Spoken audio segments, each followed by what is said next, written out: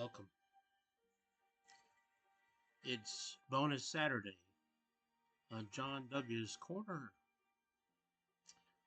Yes, see the hat?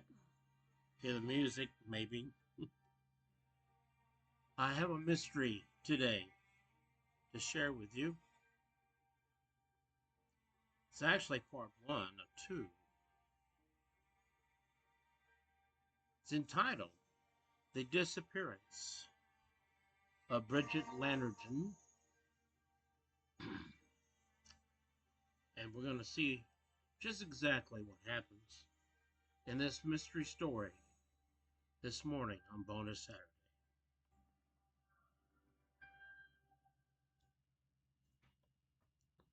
Yes, indeed. Take my glasses off so I can see better. Mystery has always surrounded the happenings that became what we have known as the Boston Tea Party. But even more mysterious was the events that happened 100 years later. A young woman arrived in Boston by boat, both tired and hungry. Her name was Bridget Landergin. She was seeking a place to stay while searching for a job. She was also excited about taking part in the celebrations that would be taking place surrounding the 100-year anniversary of the Boston Tea Party. Bridget made her way toward the main area that they called the Wharf, which was near the 16th Ward. Ahead was a boarding house with a sign announcing rooms were available. As she entered the boarding house, she found a woman to ask and said, "Ma'am, I need a room, please." The woman then proceeded to get Bridget's information and issued her a key.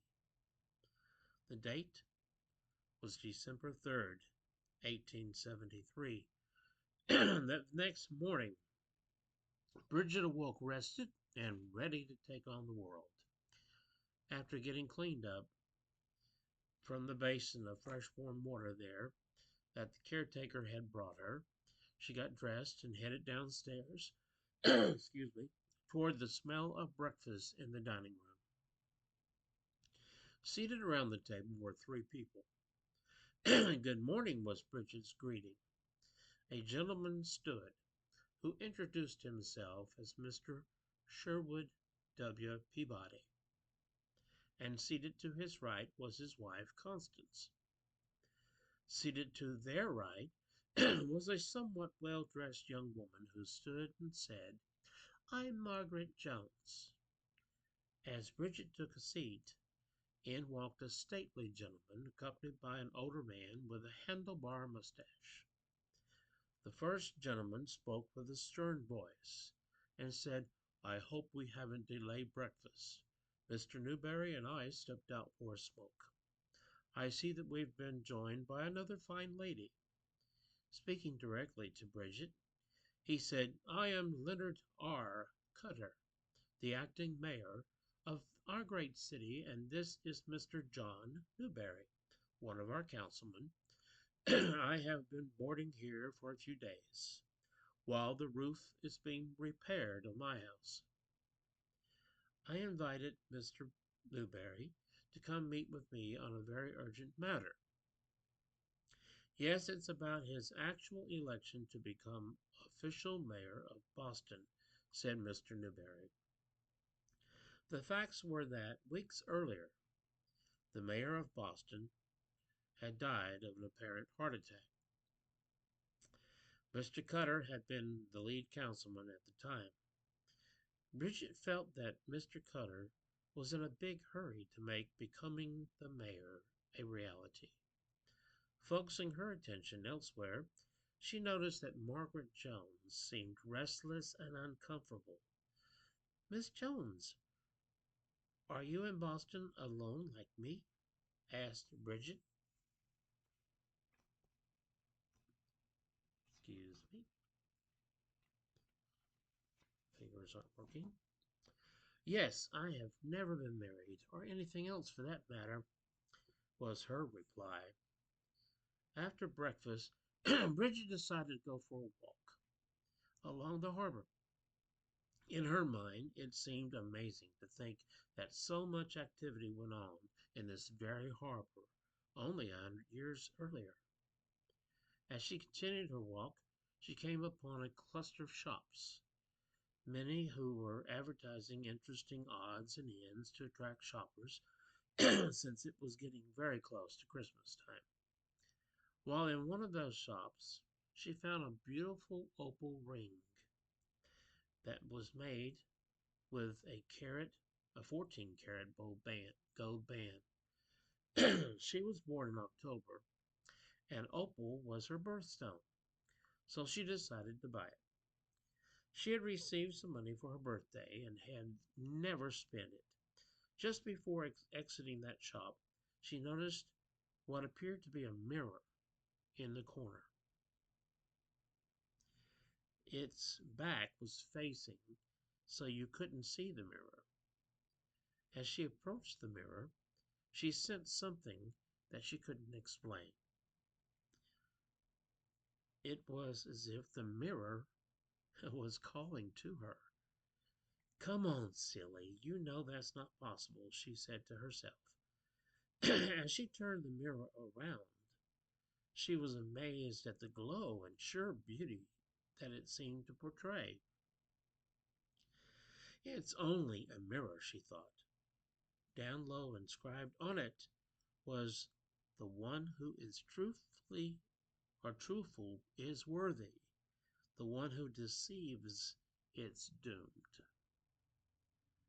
How mysterious that sounded, yet it seemed to attract her to it. So she bought it, but asked if someone could deliver it to the boarding house. Later that day it was delivered. It was all covered up with white linen. She thought that was to protect it. The next morning, Bridget boarded the new Boston and Maine steam side wheeler, known as Mount Washington, and traveled up the coast to Eden Village, which later on became known as Bar Harbor, Maine. Earlier that morning, she had seen Mayor Cutter and shared her exciting plans to explore the sights. She also showed him the birthstone ring she was wearing. He remarked about how it would certainly remember that one. He would remember that one because of its beauty. You sure are going to have fun. You stay safe, he told her. A strange occurrence took place while on board that side wheeler. She could have sworn that she saw Margaret Jones on board, but never confirmed it. That reminded her of a conversation that she had at breakfast time. Margaret had asked her a very strange question. Bridget, may I ask you a question? If it is too personal, tell me. Didn't I see you get a delivery yesterday evening? What was it?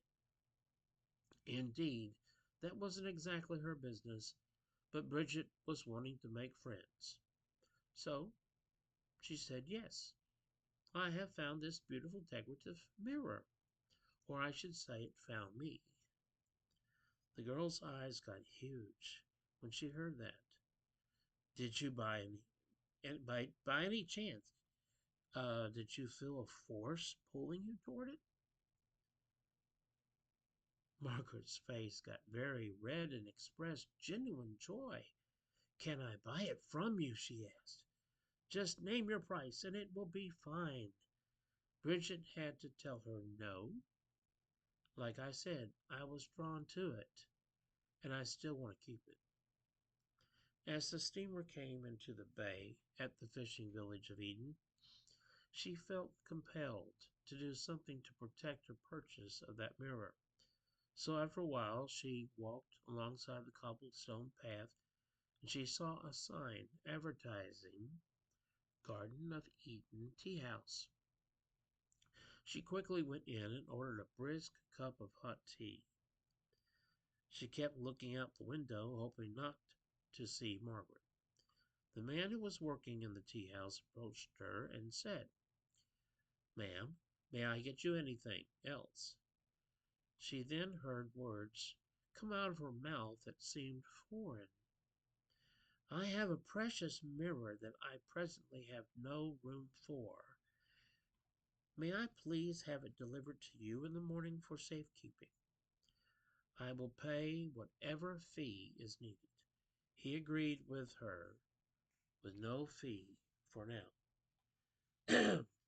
Coming out of the tea house, Bridget spotted Margaret, spying on her, of course, and very quickly headed for Mount Washington. What she didn't know was that Margaret immediately went into the tea house. Bridget got to the steamer just as it was about to depart. She wondered how Margaret would return, for this was the final steamer of the day. She learned later that there was a train that would head to Boston later on. As soon as she returned to the boarding house, she arranged to have the mirror transferred the next morning, and she stressed how important it was that the mirror get designated to the designated address as soon as possible. Therefore, the delivery person made the pickup that very evening. They guaranteed that the mirror will be there when they open the next morning at the shop. Now, as they loaded the mirror, she touched it gently and felt such a relief that she had done what she needed to do, although she didn't understand. Later that evening, while sipping on a cup of hot tea in the parlor of that boarding house, she shared a lovely moment with her friendly housemates until Margaret walked in, and just knew that somehow it would be her last. Immediately, Bridget walked over to her and quietly and calmly asked her, "Why have you been following me, and what do you want?" Margaret's response began with the evilest of laughs. "It's you that should explain yourself, you little Miss High and Mighty Rich Kid. Here you are flaunting your new fancy ring, while you're doing everything you can to take what doesn't belong to you. I don't know where you got your information, but I'm far from rich. I was raised by my grandmother, who loved me till it killed her. I was raised, yes, by her. I worked from the age of 13 in the fields of Illinois, and I learned how to milk a cow when I was 10. My granny taught me to respect others, and above all, to have faith in my God. I have always wanted a birthstone ring, but had to wait till I could afford it on my own. As I as far as taking that what isn't mine, that's a far-fetched, ridiculous statement. The last thing Margaret told Bridget was done quietly, so that no one else would hear. "You may be surprised to find out just who will be working at that tea house soon." "Who, you?" inquired Bridget. "Yes, and I bet you thought you outwitted me. You're so much smarter than weak-looking Margaret." At that statement, Bridget replied, "Well, I will just have to straighten all this out tomorrow. Good night, and I'm going to bed." Apparently, everyone else had done the same, since no one was left in the parlor. As Bridget began to ready herself for bed, she thought about what she would tell the men at the tea house, How could frail-looking Margaret be so mean and vindictive? The answer to that question would come soon, but not for Bridget. During the night, no one heard the soft, light steps of mild-mannered Margaret as she quickly made her way into Bridget's surprisingly unlocked room. She made her way over to the window, where she quietly unlocked and opened it. She then tiptoed back to Bridget's bedside. As she picked up a pillow, a wicked grin appeared on her face as she waked Bridget just long enough for her to hear this statement. How may I serve you today? As lights permanently dimmed for Bridget Landergin. Margaret Jones had planned it out. She took Bridget's ring from the bedside table and threw it out the window. She then took a pillowcase and placed several of Bridget's valuables in it and threw it out the window into the bushes. She then quickly broke the window glass from the outside to make it look like someone had busted in to get in. She then stepped out into the hall and waited to hear steps of people coming because of the noise of the breaking glass. She then let out the biggest scream that she could muster as she entered back into the room. The acting Mayor Cutter was the first and immediately took control of that scene. He instructed the boarding house caretaker to take poor Miss Jones out to the parlor and sent Mr. Peabody for the police. Once the police arrived, an investigation began. They searched the grounds and found the pillowcase with the valuables. With all the walking going on outside, they might not have found the ring, but if it wasn't for dear Miss Jones. Has anyone found her ring? You know, Mr. Cutter, her birthstone ring that she valued so greatly. She volunteered that information. The acting mayor then asked if it was in the pillowcase, of which it wasn't. So he instructed the officer that was in charge to search outside some more, beginning at the window. Margaret slowly began to drift out among those that were searching, with a handkerchief in hand. She appeared to be quite distraught until she stooped down and cried, I found it! The murderer must have dropped it on his way escaping. The date was December 5th of the year 1873. The time was 11:59 p.m. The report of the incident was in the Boston Evening Transcript on December 6th of 1873. The death of Bridget Landergin was ruled a murder because of a failed robbery attempt. The acting mayor of Boston, Leonard R. Cutter, offered a reward of $1,000 for the detection and apprehension of said person. The notice was approved and posted by the order of the City Council on December 12th of 1873. Now, in the morning of December 6th, a presently young woman named Margaret Jones headed out on Mount Washington, belongings in hand, headed for a little tea house to give it a name, the name that a certain mirror would eventually claim revenge, or should we say just rewards, for a certain Bridget Landergin.